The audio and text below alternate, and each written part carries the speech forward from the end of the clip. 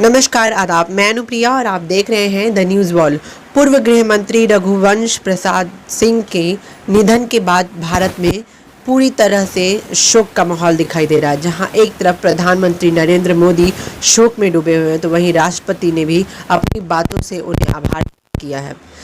हमने आपको बताया था कि रघुवंश प्रसाद सिंह जी की तबीयत खराब हो गई थी और उसके बाद उन्हें हॉस्पिटल ले गया गया था। हॉस्पिटल में एम्स दिल्ली में उनका इलाज था। एम्स में उन्हें वेंटिलेटर पर रखा गया था। वेंटिलेटर पर रखने के बाद उनकी हालत पहले से थोड़ी बेहतर हुई थी, लेकिन इस तरह से उनके निधन के बाद पूरे भारत में, बिहार में खासा असर दिखाई दे रहा है। विधानसभा इलेक्शन इस समय सर पर खड़ा है और लोकतंत्र का महापर्व विधानसभा इलेक्शन कुछ ही दिनों में अब बिहार में शुरू होने जा रहा है। इस परिस्थिति में राजद सुप्रीमो लालू प्रसाद ने कुछ दिन पहले एक चिट्ठी लिखी थी रघुवंश प्रसाद सिंह को, जिसमें उन्होंने ये कहा था कि लौट आइए रघुवंश बाबू, और अब हम सबको मिल करके एक नया फैसला लेना है राष्ट्रीय जनता को लेकर के और एक नए आयाम की रचना करनी है।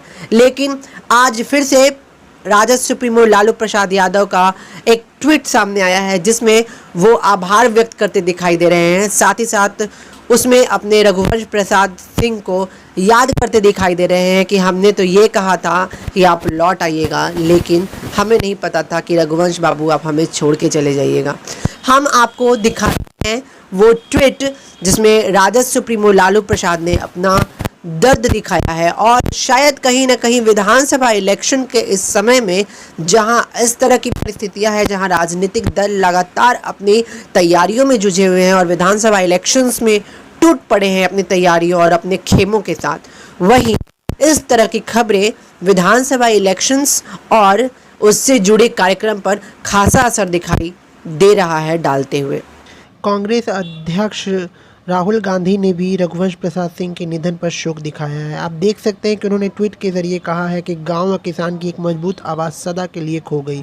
गांव व किसानों के उत्थान के लिए उनकी सेवा और लगन और सामाजिक न्याय के लिए उन्होंने बहुत सारे बड़े फैसले लिए और बहुत बड़ी जिम्मेवारी अदा की है।